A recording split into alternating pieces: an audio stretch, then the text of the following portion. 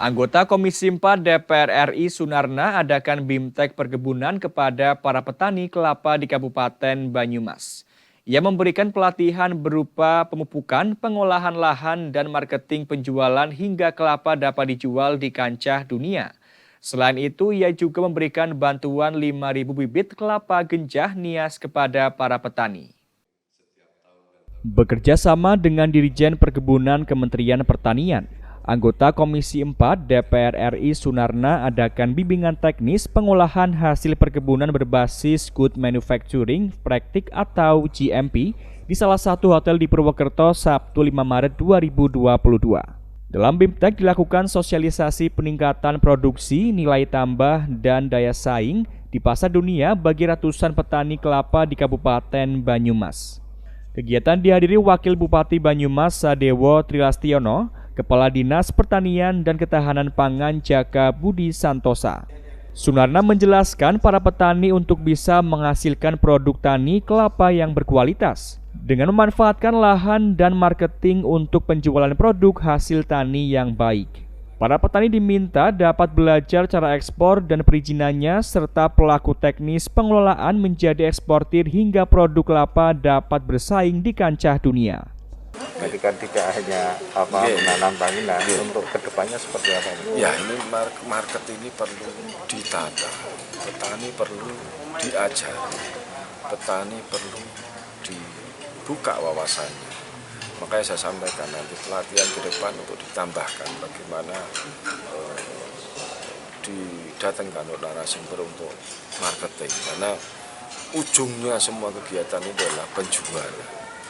Mau petani yang melakukan usaha ini khususnya di perkebunan kelapa, tadi sampaikan semuanya manfaat baik dari airnya, dari kelapanya, dari sabutnya, dari lidinya, itu dari untuk dibuat gulanya, semua kan ujungnya di penjualan, tentu market. Nah, market yang bagaimana kan, market ini ada yang lokal, ada yang internasional.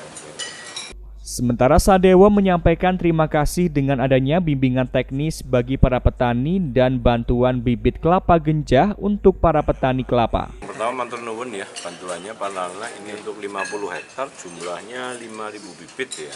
Karena per hektarnya 100 bibit. Kelapanya itu jenis genjah nias. Ya, jadi harapannya pada tertanam nanti tingkat resiko kecelakaannya juga berkurang karena itu kan pendek-pendek ya. Ketinggiannya hanya berapa? Ketinggiannya berapa? 2,5 tahun sudah mulai. Sudah mulai 2 meter itu paling sudah mulai. Ya, kemudian ini bantuan seperti ini memang harus diiringi BIMTEK betul, karena sudah dikasih bantuan, tetapi kemudian tidak ada bimbingan ya nanti nanamnya ngawur-ngawuran. Meski demikian, Kepala Dinas Pertanian dan Ketahanan Pangan Jaka Budi Santosa menjelaskan minat kaum muda menjadi penderes mulai menurun, sehingga perlu dilakukan langkah untuk menaikkan minat kaum muda menjadi penderes. Salah satunya adalah program perlindungan pada petani yang dulu itu pakai dana santunan. Kemarin Pak Bupati sudah mulai ke BPJS. Ya. BPJS bahkan kemarin dikumpulin di kabupaten, nanti akan ada dari CSR, akan ada dari ASN, gitu, dan dari APBD juga. Tapi itu pun juga belum menyurutkan minat atau belum menumbuhkan minat dari generasi muda untuk menjadi penderes. Nah, mungkin tapi saya sudah sampaikan harus ada teknologi ya, sehingga kita tidak sehari itu manjat 2 kali. Bagaimana dengan mungkin kayak semacam robotik ya. Jadi pengirisannya itu pakai pisau atau alat silet yang tajam tapi pakai robotik, jadi digerakkan mungkin dari bawah. Nah, itu nanti bisa mengurangi risiko teman-teman petani penderes jatuh. Nah, itulah nanti sudah sampai ke industri pastinya. Industri karena menggunakan teknologi komputer ya. Gitu.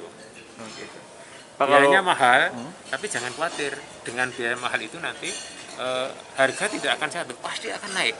Langkah ke depan para petani dalam penyiapan lahan dan pemupukan diminta berkoordinasi dengan penyuluh di masing-masing desa.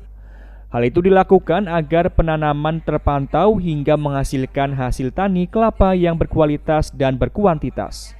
Dari Banyumas, Ahmad Nur Aji Wibowo, Satelit TV, mewartakan.